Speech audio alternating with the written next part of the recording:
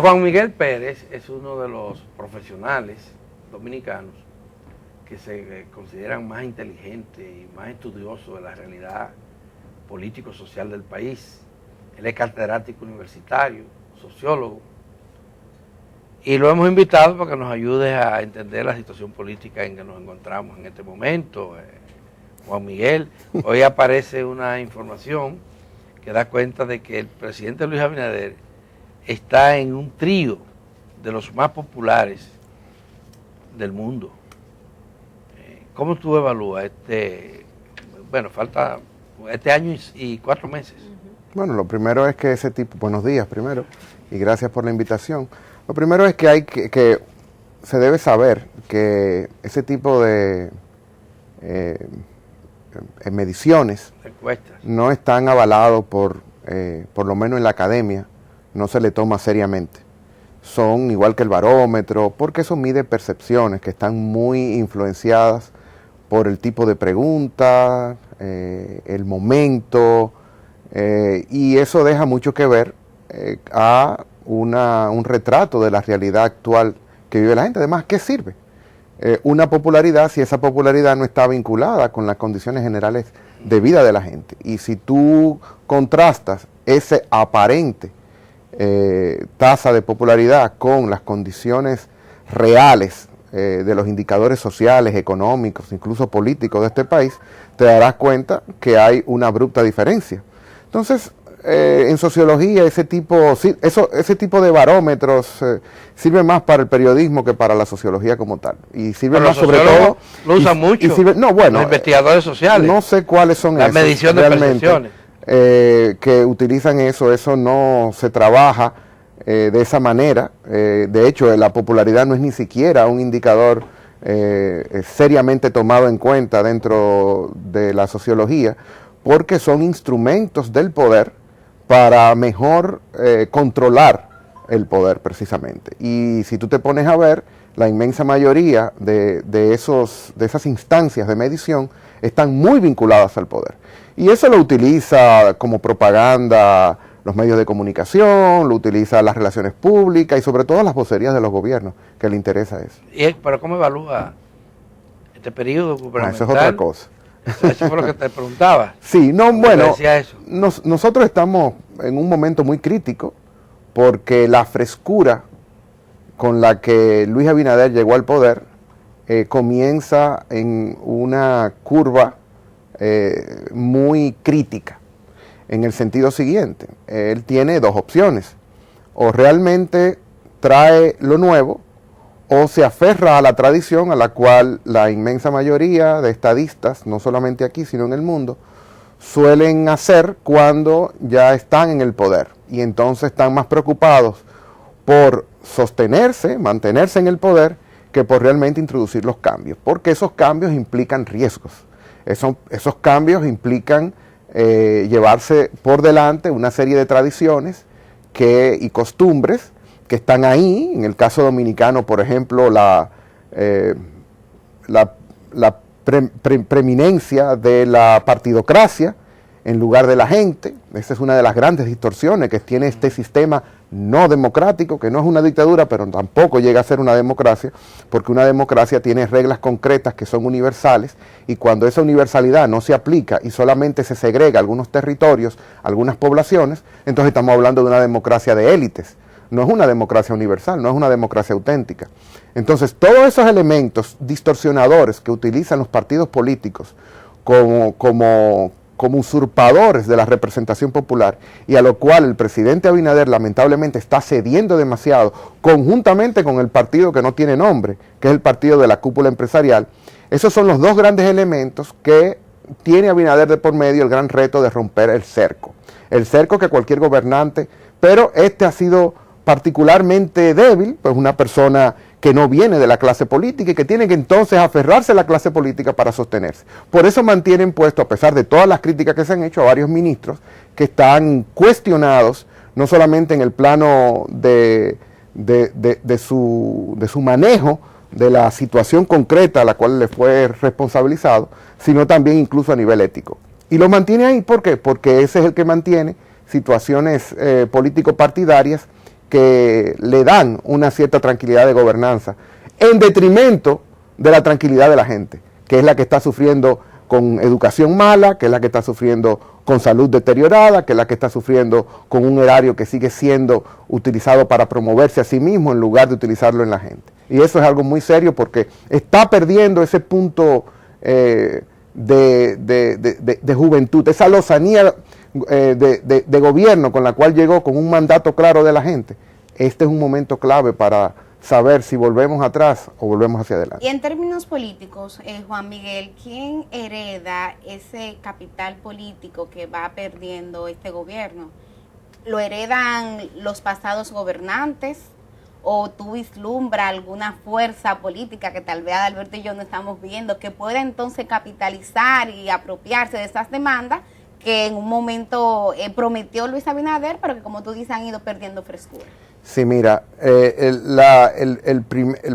la primera herencia, el primer legado lo hereda la desidia, el desinterés, la desconfianza y la desesperanza de la gente. Eso es lo primero, porque se votó por un cambio, no se votó por el PRM, fue el intermediario en el cual la gente depositó la confianza, en Luis Abinader igual, y una nueva frustración entonces puede ser capitalizada, como lo está haciendo, por el desastre. En específico, el desastre llamado Leonel Fernández, que fue una persona que llegó en el año 96 bajo credenciales de una juventud, de unas ideas, de un prestigio que, por cierto, se había transferido del propio Bosch, pero que, como sabemos, se convirtió en uno más de la tradición que el pueblo dominicano le dio la orden de romper. Y eso, lamentablemente, volvemos al tema de ahorita, es parte de la tradición de las élites de traición a ese mandato popular, porque comienzan las asociaciones, comienzan los contubernios, comienzan las connivencias, comienza el vecinaje con los poderes de siempre de este país. Y hoy, 28 de abril, por supuesto, no podemos hacer omisión de una fecha que marcó el acta bautismal, ¿no?, de esta república conservadora, que fue la intervención militar norteamericana, que impuso una contrarrevolución, que impuso un sistema anclado no en la democracia, sino en el golpe a la democracia. Aquí ahorita escuchamos a Alberto decir que aquí no se dan golpes de Estado, pero es como aquel chiste de por qué en Estados Unidos no hay golpes de Estado, porque ellos son los que lo dan en América Latina, porque no hay embajada americana. Y aunque eso suene a cliché y suene a un lugar común, eso está ahí. Es decir, nosotros somos herederos de esa república del balaguerato, que en el año 1966 se impuso bajo las armas norteamericanas, luego fue sostenida con un intenso programa de eliminación física y simbólica de todo foco de resistencia, de todo foco de disenso a esa república conservadora, y nosotros estamos pagando los precios. Un sector financiero hiperpoderoso, que es el que tiene bajo tutela todas las riquezas que producen los trabajadores en el sistema de pensiones, en el sistema de seguridad social, con muy poca representación política de los movimientos sociales, con una clase política que prácticamente se ha adjudicado el monopolio de la organización social en este país, dejando a la gente fuera de esas estructuras mastodontes que lamentablemente forman parte de esta especie de monarquía social, que a partir de linaje, a partir de apellidos, a partir de quién tiene más, de la imposición de la fuerza, de quién tiene más dinero, etcétera, y uno sabe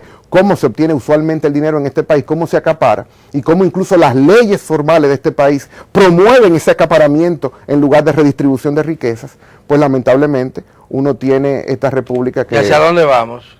¿Cuáles son las alternativas? Bueno, sumamente pesimistas. Esto no quiere decir derrotistas, pero hay que hacer un inventario realista de hasta dónde nosotros estamos en condiciones de no ilusionarnos mucho.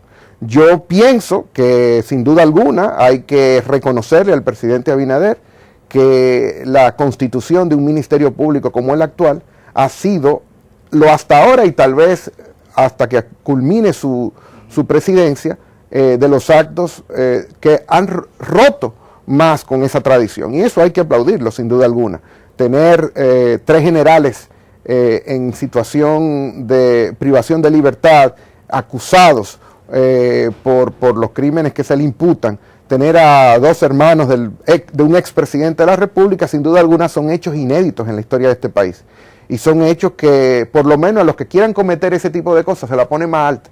Pero esa alta no es incluso Luis Abinader que lo hace, es el pueblo en las calles, es el pueblo en las calles de hoy, que son las redes, en las calles de hoy, que son diferentes medios por los cuales la gente está sin duda alguna más atenta, pero menos vinculada a esos partidos políticos que todavía consideran que son ellos los protagonistas de la historia. Después de muchos movimientos sociales, a mi juicio triunfantes, que se registraron en lo que va de siglo en el país, hemos visto ahora reciente la vuelta a métodos de lucha tradicionales que ha usado el pueblo dominicano, algunos sectores dominicanos, para expresar sus quejas, su descontento, demandas, como fue, por ejemplo, la convocatoria de una huelga en 14 provincias, en la que, como por eso hablo de tradicional, las gomas volvieron a incendiarse, el fuego se vio en muchos lugares, algunas actividades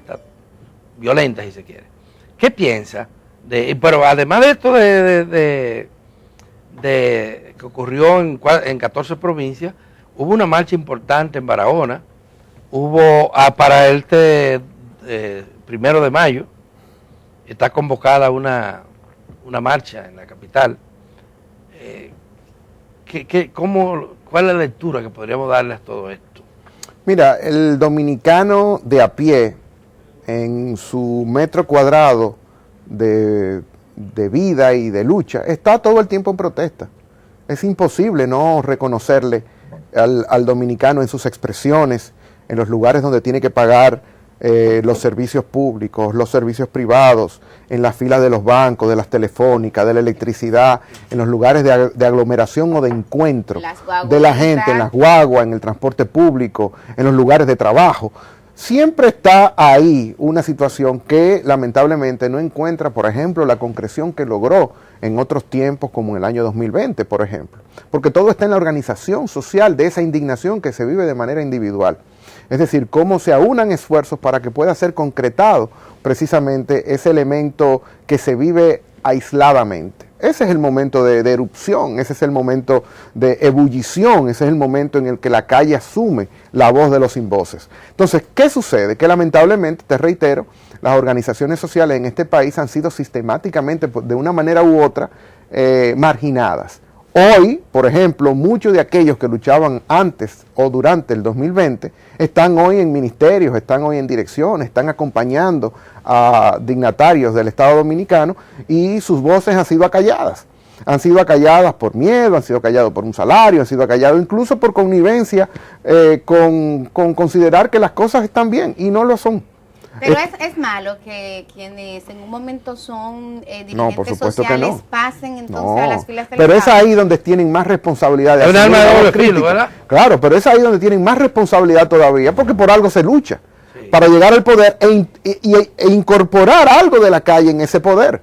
Pero cuando tú sientes el caso que de esas ¿verdad? voces, cuando llegan al poder, callan, ¿no? En lugar de utilizar esa tribuna, utilizar esa investidura, utilizar esa legitimidad para generar un proceso, al menos en el campo ideológico, de cambio, de utilizar que esa calle llegue a ser poder. Esa es la meta de poder incorporarse. Qué bueno que se han incorporado, pero qué malo que se han callado. Entonces, lamentablemente, nosotros hoy no llegamos ni siquiera a una socialdemocracia de Miguel Vargas, en el barómetro, vamos a decirlo así, ideológico. Eso es algo muy grave. Tú sabes que con el caso, por ejemplo, de las 3 causales, aquí hay que sacarle su plato aparte a las mujeres, porque en el momento en que se hizo el campamento, tuvimos viceministras, ministras, senadoras, que son del PRM y que fueron inclusive a dar su disentimiento. Sin embargo, luego vimos cómo vino una ola contra, por ejemplo, quienes tienen ascendencia haitiana, y ahí nosotros observábamos un silencio, no salió ninguna voz oficialista, a excepción de la de Ati Cañete, que puso un tuit disintiendo de esa política. Todavía, te reitero, todavía hay poblaciones que le cuesta trabajo incluso el propio progresismo, de reconocer. Encontrar interlocutores. No, y sobre todo que le presten su legitimidad, como por ejemplo los pobres de este país, que por cierto son la mayoría. Todavía es difícil que aquí la gente se movilice, por ejemplo, por una reforma fiscal, que sencillamente traiga un poco de democracia a esta pseudo-democracia, en la cual se promueve la acaparación de riqueza, el acaparamiento. Entonces, y ni hablar, por supuesto, de la parte más marginada de todas, que son los cañeros, que son las poblaciones de origen haitiano, que son las poblaciones inmigrantes. Entonces, ese déficit de progresismo está calando en este país desde hace mucho tiempo. Hay un déficit cada vez progresismo. Claro, por supuesto. Pero, Miguel, hablemos del contexto actual. Nosotros estamos a 2 años de unas nuevas elecciones. Parece, y quisiera oír tu opinión sobre esto, que las posibilidades de cambiar un gobierno ahora dependen casi, y a eso era que yo me refería ahorita, a estos procesos electorales. Cómo se organizan, qué fuerzas participan. Resulta que a 2 años de las elecciones, los partidos tradicionales están activos en eso. Leonel Fernández anda por ahí, todo el mundo sabe que va a ser candidato presidencial. En el PLD andan 7 aspirando a la presidencia, pero haciendo campaña full. Y resulta que los partidos, llamados partidos alternativos, los nuevos y viejos, porque algunos no son tan nuevos, no hablan de ese tema. Hay posibilidad de construir un movimiento alternativo que participe con las reglas de juego que hay. Pero primero tienen que asumir el discurso de la gente, el discurso que está viviendo la gente. La gente tiene que sentir en sus voces, en sus palabras, en sus discursos, en sus tribunas, una cierta encarnación de lo que ellos viven en el centro laboral, en las discriminaciones, en los maltratos que los servicios públicos le dan a ellos, por ejemplo la policía en primer lugar, en la extraordinariamente inicua estructura en la que está estratificada este país, donde hay territorios extraordinarios de gran miseria, ¿no? Y que son con una gran indolencia o gran insensibilidad de parte de las élites dominicanas. Entonces, hasta que eso, yo creo que aquí los partidos en general se preocupan más, por supuesto, por ellos, por sus propios intereses, y se han olvidado de la gente.